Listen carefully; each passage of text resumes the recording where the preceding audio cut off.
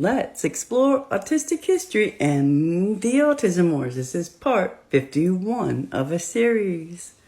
Oh gosh, we left off with communications between an autistic activist and an autism community parent advocate, and this rally they were planning called Hear Their Silence. And amazingly enough, autistics, imagine, weren't thrilled about their use of tragedy narrative, their agenda to find funding for a cure for autism, and so many other things and platitudes about autism awareness. And what does that actually do, and what does that actually mean? We have Senator Dan Burton. He is a grandfather of an autistic and a parent of one of these parents who has launched an autism organization around a specific and certain belief system. And we're going to hear more about this belief system when Bernard Rimland and Andrew Wakefield testify. And it's not lost on me that the rally being launched by these parents are called Hear Their Silence. Well, that's exactly what they did. They silenced us from being heard. That's absolutely the action that they took to have this rally. So this brings us up to this section, cashing in suspect research and Quack cures. Oof, yeah. We're getting into it now.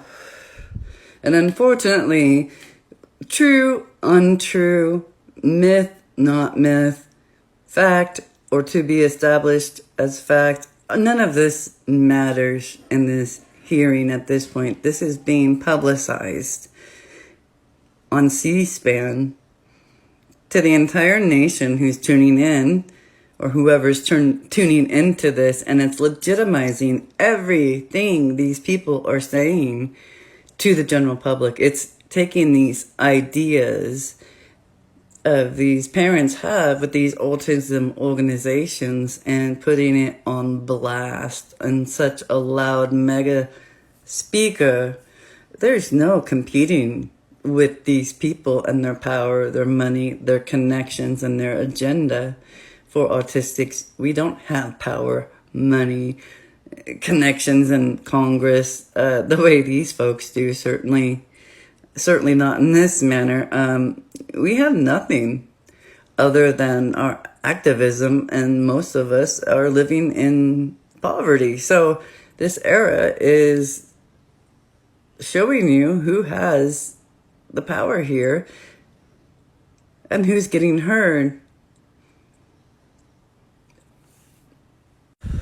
Right. So during the congressional hearing on autism in April of 2000, both Bernard Rimland and Andrew Wakefield testified. Rimland was a researcher known for his 1964 book, Infantile Autism, the founder of Autism Research Institute, ARI, and with Ivar Lovaas, a co-founder of the Autism Society of America, or ASA. Wakefield was a gastroenterologist from the UK. Yep. Despite denials from some experts, there is a terrible worldwide epidemic of autism. Autism used to be considered rare, the kind of thing you see in movies or read about in books. But it never actually happened to anyone you knew, said Rimland, who consulted with the movie producers of Rain Man.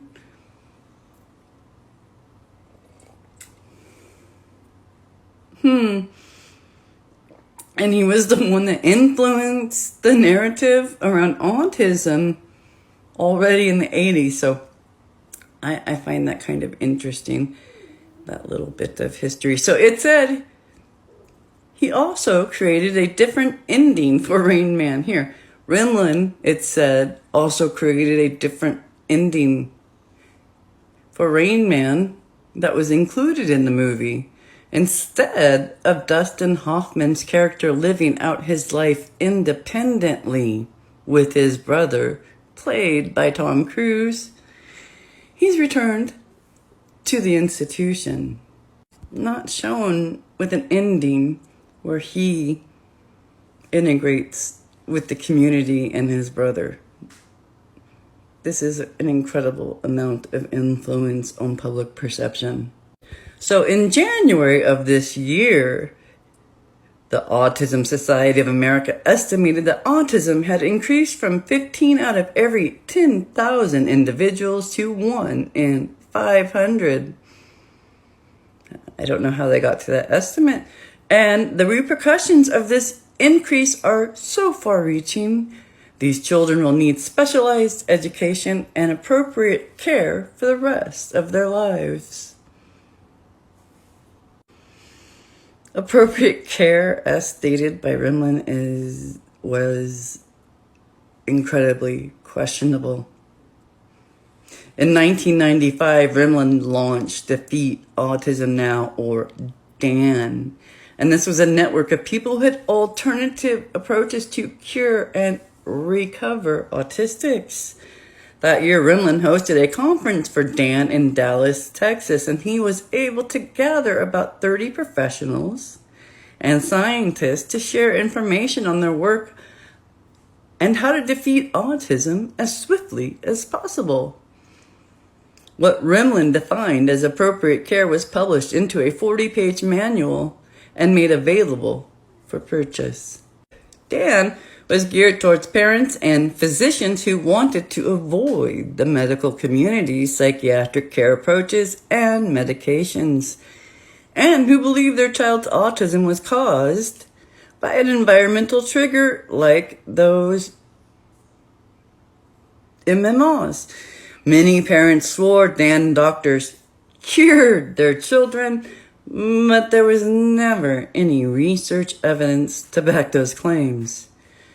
Also, many large research studies conducted already, they already knew the answers here before it even got started, already disputed Rimland's theories. Remember, we're dealing with belief systems at this point, and they want their belief systems proved right. That is these autism organizations and these parents' goals and agendas, so they can find the cause and the cure and be the ones that are the loudest and get the most money to fund their ideas. So this overwhelming surge in the disorder is not just going to affect individual families. This is going to impact our community and the entire world in which we live. Oh boy. My son is a beautifully colored thread in the fabric of my family, but even so, 1 in every 500 families should not have to live with this disorder. And what if these numbers keep increasing? Oh, Wakefield from the UK also testified. Just a year before, he had published research in the Lancet Medical Journal describing how he detected the measles virus in the bowels of 12 autistic children. And that report led to a sharp drop in the uptake of MMRs around the world, and the numbers of children infected with measles began to rise. Whoa. Here's Wakefield at the hearing. He said his purpose was to report the results of the clinical and scientific investigation of a series of children with autism. He stated that his testimony shouldn't be construed as anti-MMOs. Rather, he was an advocate for the safest strategies for the protection of children. All right, I am also here on behalf representing the children who have come to me for investigation. Right, so we're going to continue this hearing on in the next video. Thank you for learning more autistic history with me.